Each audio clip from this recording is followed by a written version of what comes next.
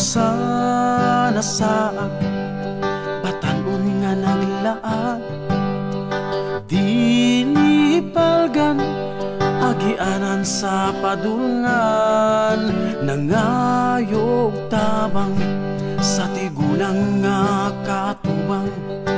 Hapit mo na dudong kay ulan nagpadulong sa iyang pagsilong sa payag ning kuisyon.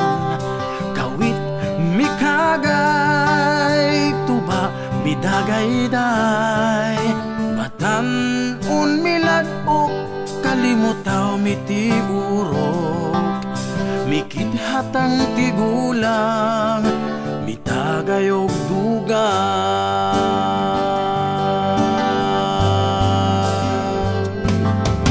Tuba kitagay ulam nilabay, dinhi nahasubay ang buhing panagigalay.